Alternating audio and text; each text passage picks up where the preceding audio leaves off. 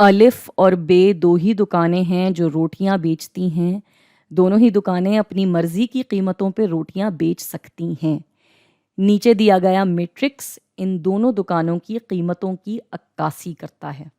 تو یہ ہے وہ میٹرکس، یعنی اس ڈبے کا یہ مطلب ہے کہ دونوں ہی دکانوں کا کس قیمت پر کتنا منافع ہے۔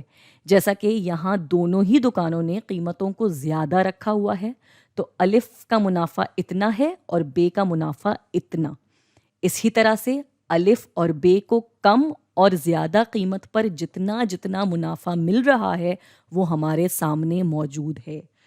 تو چلیے اب اس میٹرکس کی بنیاد پر ان سوالات کے جوابات دیتے ہیں۔ تو پہلا سوال ہے، دونوں دکانوں کو اپنی اپنی قیمتیں زیادہ رکھنی چاہیے یا کم رکھنی چاہیے؟ باری باری بتائیں۔ تو سب سے پہلے بات کرتے ہیں الف کی۔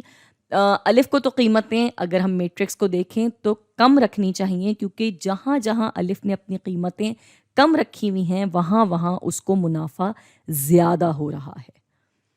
ٹھیک، اب بات کرتے ہیں بے کی۔ تو میٹرکس کے مطابق یہ کوئی ایک فیصلے پر نہیں رک سکتا، کیونکہ کہیں کہیں جب الف زیادہ قیمت رکھ رہا ہے تو اس کا فائدہ ہے، اور کہیں جب الف قیمت گرا رہا ہے تو اس کا نقصان۔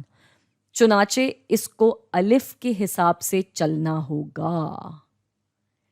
ٹھیک ہے، اگلے سوال پہ چلتے ہیں۔ اگر دونوں دکانوں نے ایک جیسی قیمتیں نہیں چنی تو کون سی دکان کون سا منافع چنے گی؟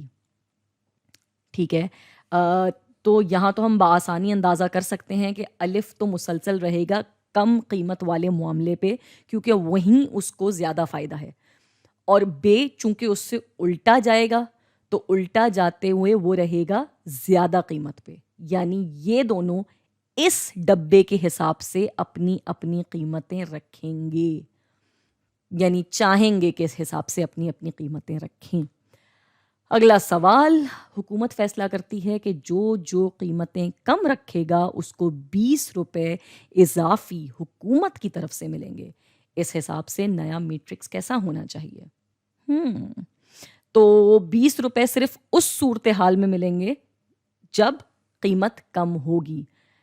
چنانچہ اس میٹرکس میں جہاں جہاں قیمتیں کم ہیں ہم وہاں وہاں 20 روپے کا اضافہ کر دیتے ہیں، اور اب ہمارا نیا والا میٹرکس ہوگا کچھ ایسا، اور ہمارا سوال حل ہو گیا۔